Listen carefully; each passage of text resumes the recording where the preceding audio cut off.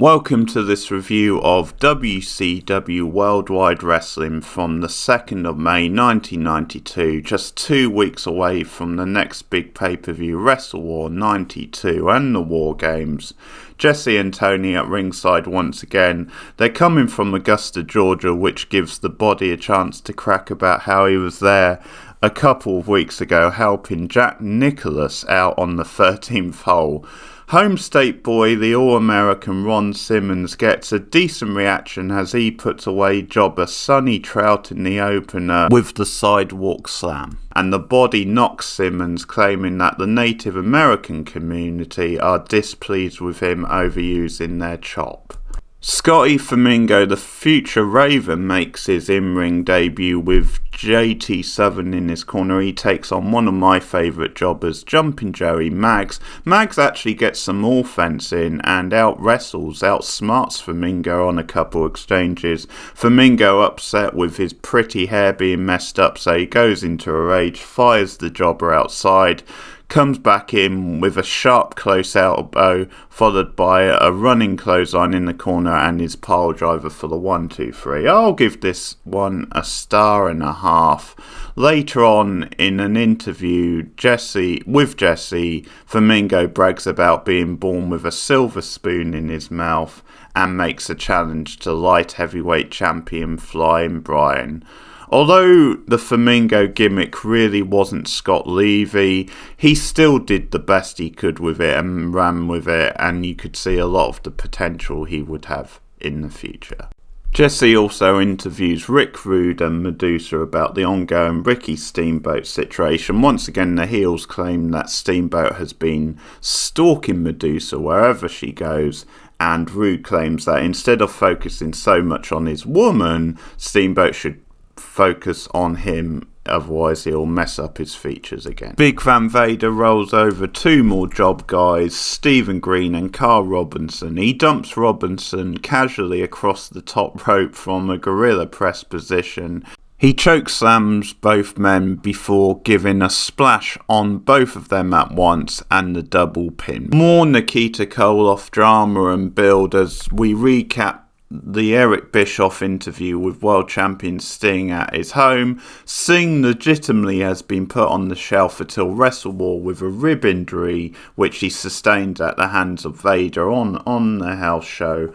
So Koloff once again puts the olive branch out to Sting, saying he wants to befriend. Bischoff, in a really cheesy but funny line, claims that maybe the Cold War between Nikita and Sting might finally be over. Before they play the Saturday night interview with Koloff with Jim Ross, Jesse throws some shades on both, saying he doesn't believe Koloff, he doesn't believe Jim Ross, so he expects the interview to be nothing but a pack of lies. That could be a legit shoot on Ross because him and Ventura weren't getting along around this time. Another thing that Koloff says in the interview is that he's willing to step up and face Vader in Sting's place, and this does become a thing on house shows with Koloff taking Sting's place in the main events against Vader in the weeks to come.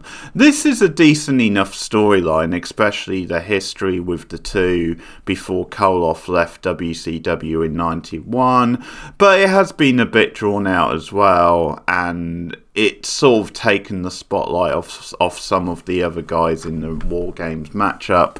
Really, the way to promote such a match is to really hype up its history in the weeks on TV, and also to push the other guys a little bit more, not just focus on this one.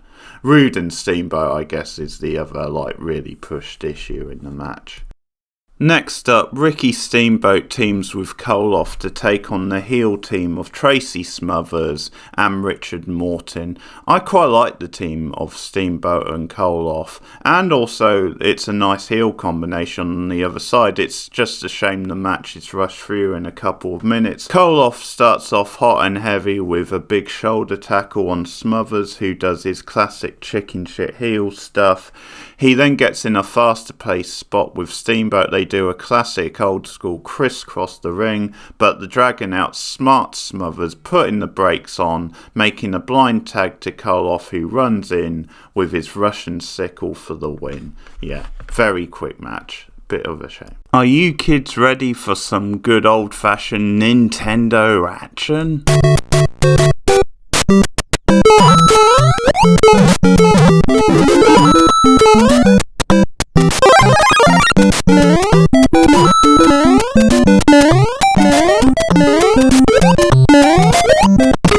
And much more of that shenanigans as the month goes on, as we kick off one of the most pointless mini tournaments in wrestling history. Yes, it's the Nintendo Top 10 Challenge. The idea here being that in the early round, the lower seeds face off against the higher seeds, giving the lower seeds a chance to advance up the top 10 rankings. And there's no prize outside of that, basically, so we kick off the tournament with number 10, US Tag Champion, the Tailor-Made Man, against the number 1 ranked guy, US Heavyweight Champion, Ravishing Rick Rude. Rude, acting far more of the aggressor early on, takes control with some big clubbing blows and a thrust to the throat of Taylor, but he ducks his head too soon off the ropes, telegraphs it as Taylor hits a clothesline for a 2 count, as Jesse is once again getting on Steamboat at ringside with the memorable line, "He's either a liar or a luster." The US champion does some nice selling as Taylor goes to work on the arm, negating the Rude Awakening threat with a wrist lock, but Rude takes back control as he catches Taylor in the corner and wraps his leg around the ring post, meaning that Rude now focuses on the leg for a few more minutes. He scores a 2 count from a swinging neck breaker, but Taylor comes back with a good old-fashioned poke to the eye, starts building momentum, hits an atomic drop but hurts his injured knee upon impact, and Rude gets a swift Rude Awakening swinging neckbreaker style move for the quick 1-2-3. Solid enough match, but it was definitely rushed. It could have been much better if they were given a few more minutes. As I said, a bit weird, heel v heel. Just to think I really marked out for this shit when I was younger. But here we go. I'll give it 2.5 stars.